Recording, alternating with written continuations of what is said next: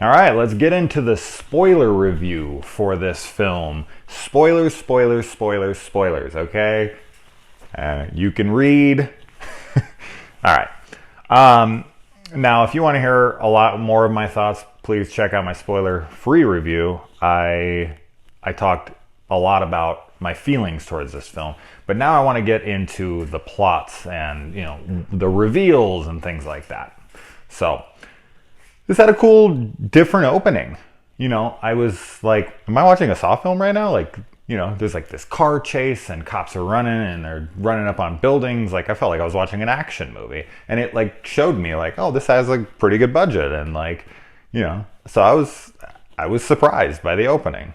And it kind of just, set a little bit of a different tone. They had kind of taken away that filter that they'd been using on all the previous Saw entries, like that green filter. So that's kind of missing here. And the opening credits, you didn't have like the director's names or the producers' names all in succession together. So that opening felt a little different. It's kind of like in Star Wars when they take away the 20th Century Fox in the beginning. It's kind of like, oh man, like that is such a part of the Saw, the part of the Star Wars franchise. That the drum beat, and then you get the whole long time ago, but it's not there. And that's the same thing here. That's how it kind of felt, not seeing those producers' names across, and because all 7 of the other ones got that going on. But so that was kind of a bummer, but it was something that like 10 seconds later I was just so into like paying attention, like what's gonna happen? Please don't fuck this up. Please don't say like Jigsaw is alive and Amanda's alive, and Jesus Christ, man, when for like a good minute there, I was like, they're going to try to explain how Jigsaw's still alive.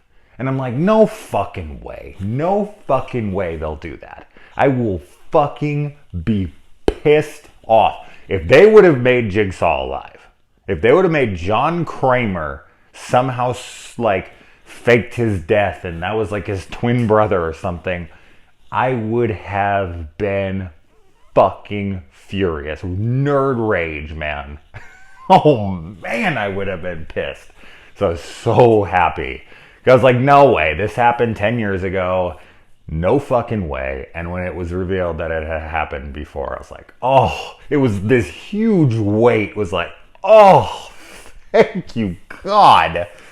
Anyway, the opening of the trap, like when their faces were covered and we got just the eyes, and I can't wait to go back and look at that. Although I don't know if they show the person who's like knocked out still's eyes very well. I'm going to go back and just try to see if it really is that guy. I'm sure it is, but maybe it'll be more noticeable this time. I'll be looking and I'll be like, oh, those are his eyes. It is him. But yeah, when the faces were hidden, my first thought of that was like, they're hiding their faces for a reason. And when he got pulled into the saw blades, I was like, we didn't see him die. That's interesting. And then I was like, well, maybe they just they had to cut that out for an R rating, or, maybe it was too graphic. And then other kills were coming up and I was like, oh, those are pretty graphic. But I think by that point, I'd pretty much let that go and almost forgotten about it. So I thought it was really cool later when he had the scars on his back, and I didn't connect that to the saw blades because they said he was tortured in this, and it's like they totally misdirect, and it worked. It got me. I shouldn't have fallen for that, but it was like, oh yeah, because it just you think that's going on in that moment. And I think when you see John Kramer, you should realize, like, this isn't right now. They're pulling a Saw 4 on you, where this is taking place at a different time than you think it is.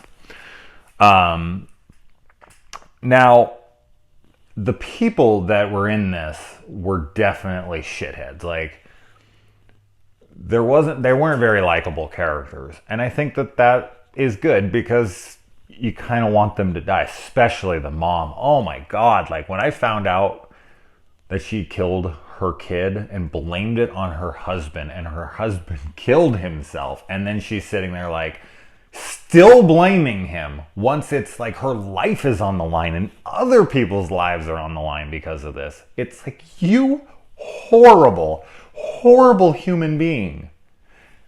it was so fucking fine for her to die, but the fact that she died and it killed the other dude, because when she fires the shotgun, it breaks the two keys and he holds it up. He's like, here's your keys, which was pretty cool. I really liked that. I was like, man, you cost this guy his life, you cost your husband his life, and your kid, obviously. I mean, more than anyone. Oh, shit, man. It was really cool to see all the old traps. I liked that this chick was a collector of Jigsaw traps. Like, unfortunately, we do live in a world where people, fucking are obsessed with serial killers. We have people we have like, what, a 20-something-year-old girl who is actually pretty attractive, went and married Charles Manson recently. Like, fucking nutcases out there.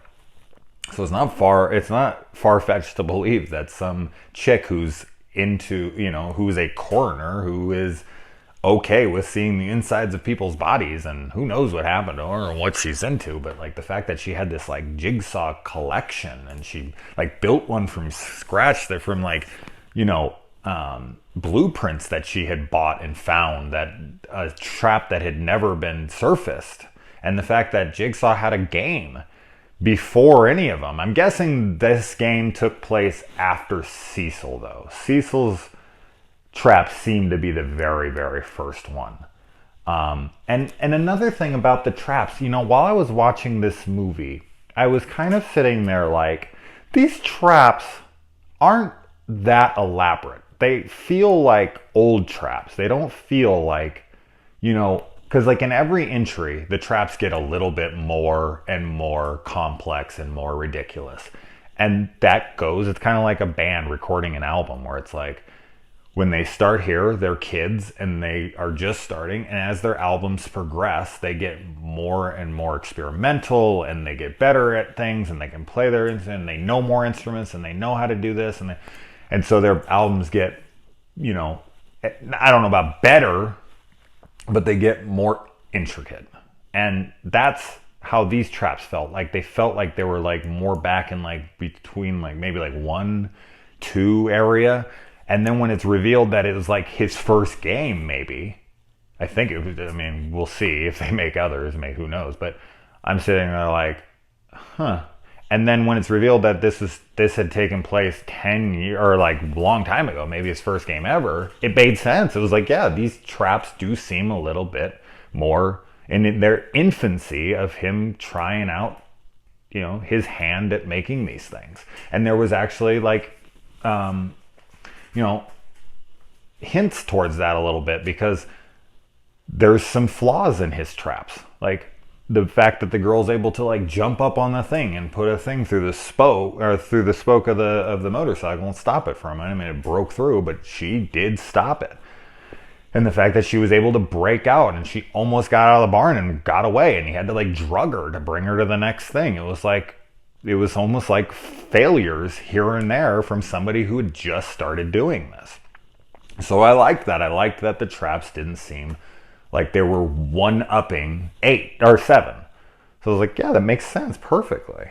I get that. I also really liked how the coroner was the one who was like with a sniper rifle and shot it across. And then he was the one who, was like, we should check the bullet. And then he like switched the bullet, did like the sleight of hand. There's a lot of sleight of hand in this movie. And there's yet another one. And I was like, yeah, like that's a good way to frame this dude, And I liked another thing that I really liked about this idea of him redoing the game with similar contestants, if that's what you want to call them, or participants. They're not really willingly participating. Was that they basically had the same result. Is that ridiculous and near impossible? Yeah, sure. But I don't know. Like, the odds are very, very, very, very slim, but not impossible. And I like that. That's like, it's almost like Jigsaw understands the human condition to the point where he can dictate what people's actions are.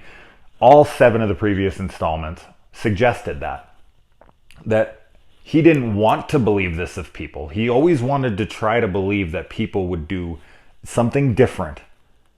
And almost every time they always proved to do what he wished that they wouldn't. And he always tried to make them better people in his games. You know, when Hoffman and Amanda were making games, they made them unfair. But if you pay attention to Jigsaw's traps, Jigsaw's, his contraptions, the ones he made, he sees these events taking place in his head and hopes that they do something else. And if that's true to the storyline, then it would suggest that put similar people in those same positions and they might do the same damn things. They might turn on each other. They might do you may see a recycling of God, they make the same fucking decisions every time. Can't they ever figure this out? These people suck. They're horrible. So I really like that idea of the game had been played twice and there was, a exact same results. I really liked that. As I said, it's far-fetched, no doubt about it, but I did like that. It was cool to say. And then, obviously, I was sitting there why would this guy do this? Why would, and then when I find out that, this Edgar guy at the beginning was the dude who killed his wife, and that Detective Halloran was complicit in letting him go because he was his informant. I was yeah, dude. And that makes me wonder, that was another thing that I liked was it had been 10 years, and Logan, Dr. Logan, he had stayed completely away. He had not done anything to our knowledge. I mean, maybe it'll make future sequels, as I said, but for now, this is suggesting that this is the first time he's partaken in this since John Kramer's death. And it's he had it at his disposal because no one had ever found this first game. It was part of Jill Tuck's estate and it had not been touched. And it was a game that had been, just kind of lost and forgotten about. And, these people were just missing. And so there's this game that was out there that hadn't been collected by police evidence. And he had that to use. And it was okay,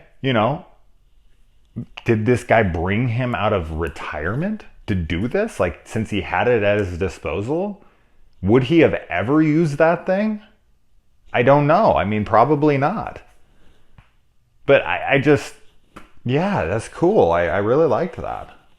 I liked the idea that this guy basically has this, torture chamber in his back pocket to, and then he uses it to pin it on somebody who he despises and had killed his wife and ends up killing him too and blaming it on him by getting his confession on tape and getting a witness to it. And it was, as I said, anybody be this is fucking just too out there. It's too convoluted. It's too absurd. And it's yeah, but come on. It's fun. It's fun to put this and this and this and this and this and this together.